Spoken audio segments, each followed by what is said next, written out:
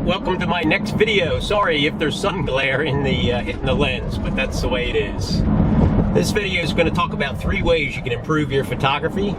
We all like to do that, whether we're professionals, photo enthusiasts, or even newbie photographers. We all want to improve our craft of photography.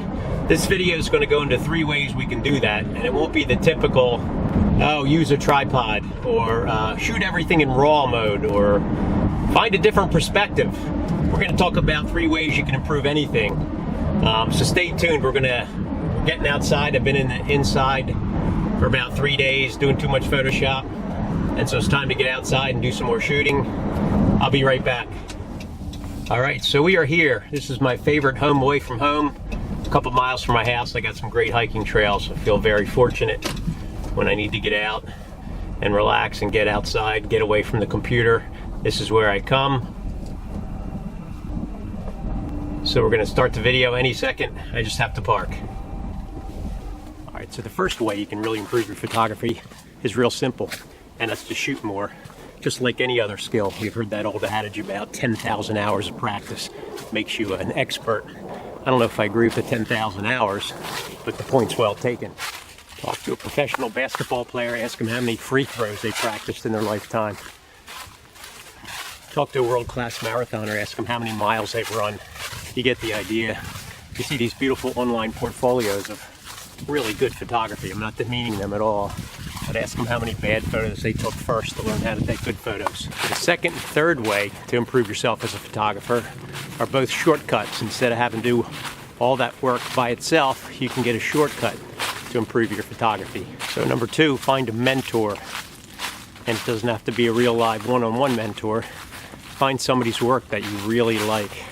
Study it, figure out what you like about it. Is it the type of photography, the lighting style, the perspective? Just about everybody has an online presence, whether it's a Facebook page, a website, something on Flickr, Instagram.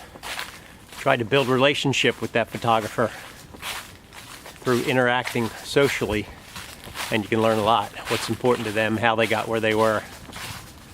It's what I do a lot with landscape photographer.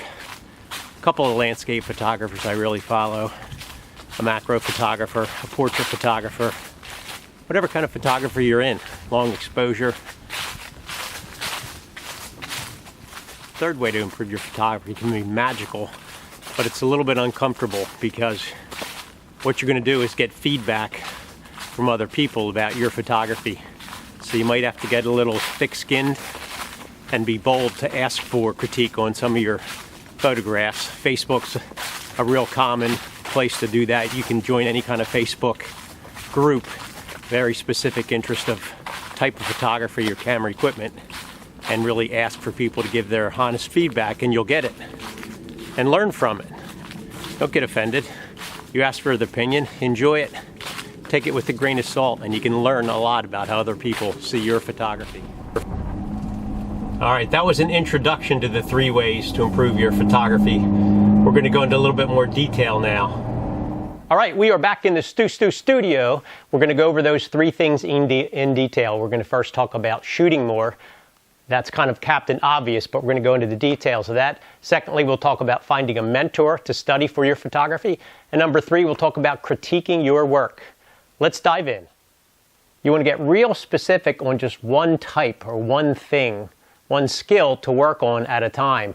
Whether it's learning composition, whether it's learning about lighting, whether it's a specific type of photography, where you're using short depth of field or landscapes with long depth of fields, or night photography or macro photography.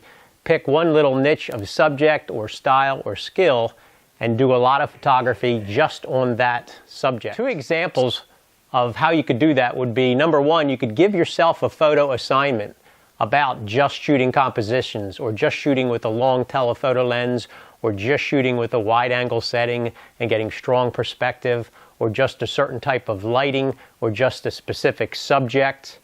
And the second way is you could enter a photo contest, which usually have categories, so that'll kind of force you into one specific goal on what you want to achieve with your photography. I have a close friend who got interested in photography after he took his son's senior portraits, and one thing kind of led to another, and he started really getting an interest in shooting birds very specifically eagles. And if you ask him, he'll tell you when he first started out, his photos were average, some of them weren't good at all, and now his work it's incredible on the shots that he gets now. But the point is, once you start concentrating on one specific skill and practice that skill, you're going to get really good at it. So this idea of learning one specific type of photography worked great for me when I first got interested in portrait photography. I took a job with a baby portrait company, and within a couple months I got to be a really good baby photographer. After that, I learned how to photograph Holy Communions. I did family posing and lighting. I did beach photography, and separate from portraits, I studied and learned how to do and tried a lot of macro photography and got better at that. Now, I don't really consider myself naturally talented at all with photography, but I've gotten to be a little bit better just by practicing very specific types of photography. And you can only learn so much by watching videos, studying techniques, or by reading articles. You have to take action, go out and try some, and have fun with it. I have a list of photographers that I follow, a lot of them just on Facebook because they post frequently some of the photos that they come up with, but also I'll go to their websites, or I'll go to Flickr, or go to 500 Pics, or any of these other high-quality online galleries where photographers display their work. Try to create the same photographs that they create. Number 3 is another shortcut. Get feedback. Get the opinions of other photographers about your work. It can really improve your photography.